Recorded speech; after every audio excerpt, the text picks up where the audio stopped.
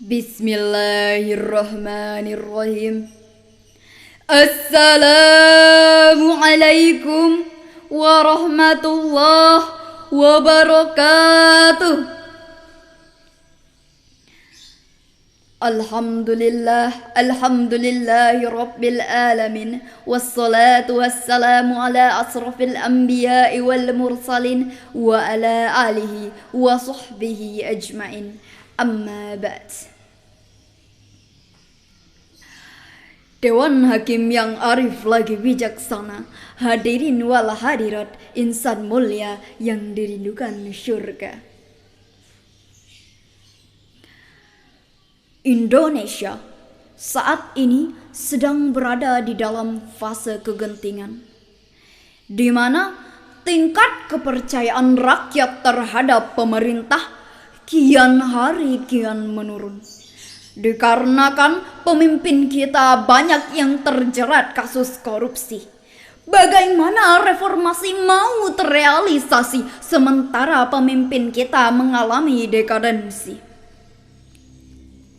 Terlebih lagi berita-berita di media Indonesia tentang pencurian, pemerkosaan, tawuran, pembunuhan, eksploitasi hutan, remaja mati akibat miras oplosan, hingga gerakan terorisme menjadi menu harian.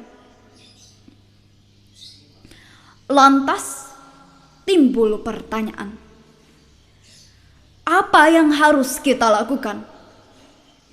Sebagai jawabannya, izinkan saya menyampaikan judul, yakni Akhlak Rasulullah sebagai kunci perbaikan dekadensi moral, dengan landasan pembahasan surah Al-Ahzab ayat 21 yang berbunyi, A'udzu billahi minasyaitonir rajim. Bismillahirrahmanirrahim. Laqad kana lakum fi Rasulillahi uswatun hasanatun liman kana yarjullaha wal yawmil akhir wa zakarallahu katsira. Yang artinya, sungguh telah ada pada diri Rasulullah itu suri tauladan yang baik bagimu, yaitu bagi orang-orang yang mengharap rahmat Allah dan kedatangan hari akhir, dan yang banyak mengingat Allah. Ayat tersebut menginformasikan dan menegaskan bahwa sungguh pada diri Rasulullah itu terdapat uswatun hasanah. Rasulullah merupakan figur yang luhur, contoh yang paling tinggi yang harus diikuti dengan sepenuh hati.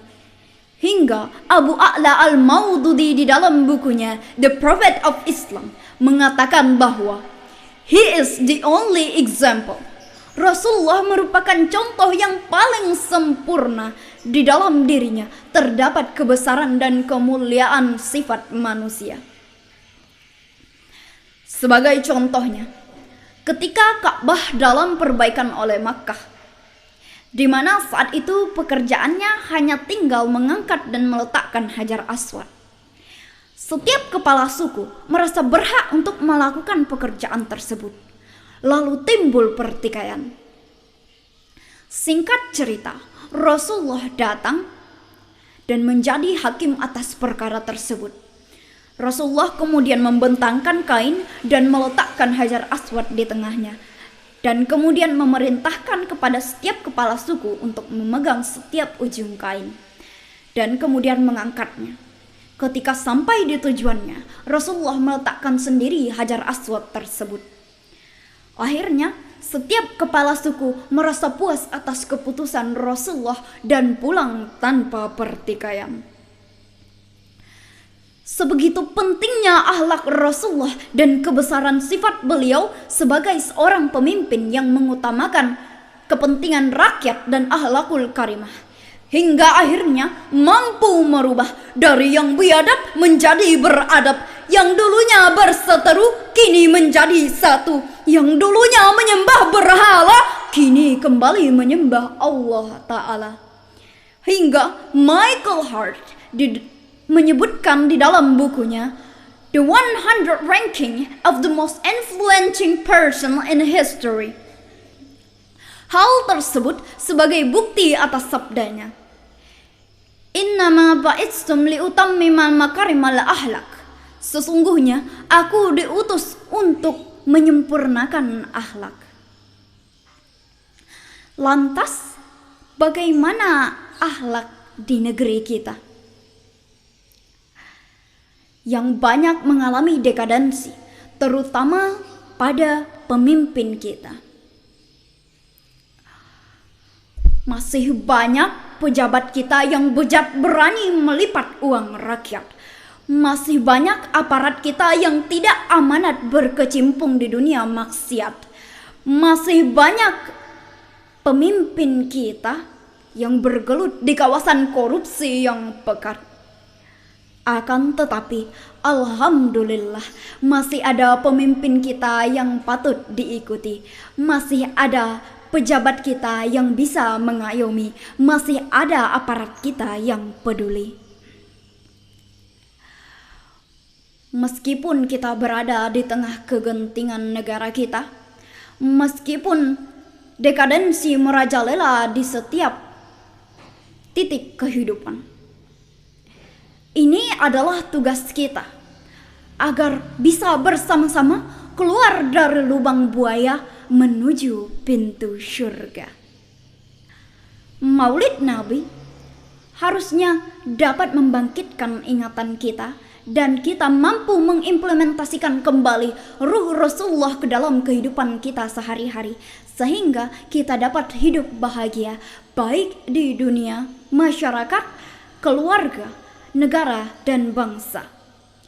Hingga Allah akan menurunkan berkah dari langit dan bumi, sebagaimana firman-Nya di dalam surah Al-A'raf ayat 96, yang artinya, jika sekiranya penduduk di negeri-negeri beriman dan bertakwa, pastilah kami akan menurunkan berkah dari langit dan bumi. Tetapi mereka mendustakan ayat-ayat kami itu, maka kami siksa mereka atas perbuatannya. Hadirin wal hadirat, insan mulia yang dirindukan surga. Dari uraian di atas dapat saya tarik kesimpulan. Pertama, jika kita ingin negeri kita hidup makmur, maka setiap pemimpin harus bercermin dan meniru strategi Rasulullah sebagai seorang pemimpin. Kedua, berbagai macam masalah akan semakin rumit jika kita salah mengambil langkah. Ketiga, Maulid Nabi merupakan salah satu cara kita untuk mengimplementasikan kembali ruh Rasulullah ke dalam kehidupan sehari-hari kita. Demikianlah yang dapat saya sampaikan. Burung nuri terbang melayang di atas awan. Cukup sekian yang dapat saya sampaikan. Lebih dan kurang mohon dimaafkan. Wassalamualaikum warahmatullahi wabarakatuh.